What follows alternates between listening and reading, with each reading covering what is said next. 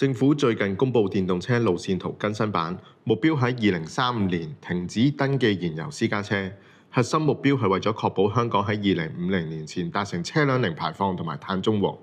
但喺啱啱發表嘅財政預算案當中，政府就取消咗電動車一換一稅務優惠。到底電動車嘅普及會如願按路線圖去推動，定係話係政策倒行？中港制式不一樣，油站轉型遲緩等等嘅因素對電動車嘅普及影響又有幾大呢？歡迎收睇議會開箱，我係李思朗，我係黃宗偉。電動車普及化係趨勢，但係用家嘅角度配套始終都係關鍵。特別係粵車南下實施之後跨境充電嘅需求激增，香港到底準備好未呢？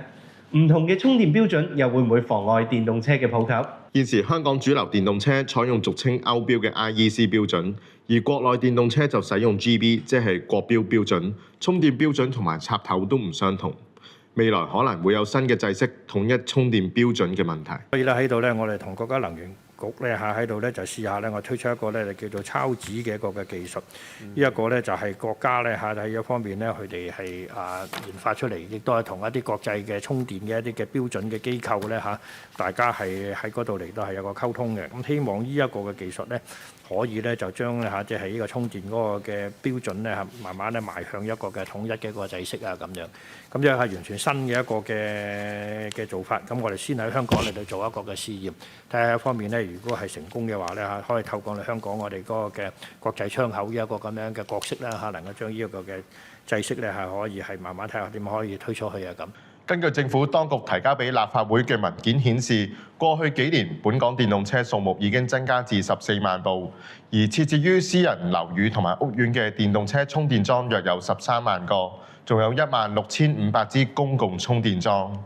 不過喺14萬部電動車當中，商用電動車只有大約4000部，佔大約2%。呢啲電動商用車咧，見到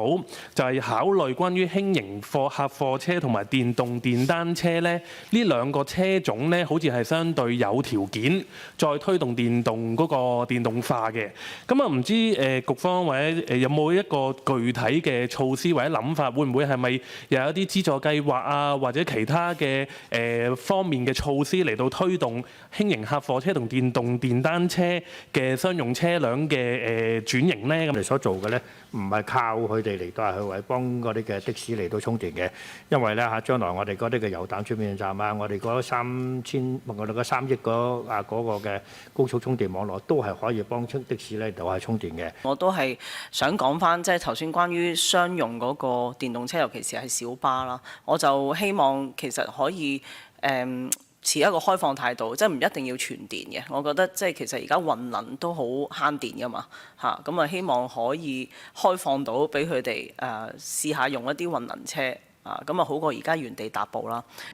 政府現時以行政主導嘅方法，將傳統油站轉型為油電站，又或者係純電站，但係改建嘅速度由市場本身定奪。財政預算案正式取消咗電動私家車一換一稅務優惠。唔少車商已經陸續公布取消優惠之後嘅新售價，亦都有唔少市民趕搭一換一嘅尾班車。究竟呢一張2050年嘅藍圖幾時先至能夠真正暢通無阻？我哋會持續監察。多謝收睇議會開箱，再見。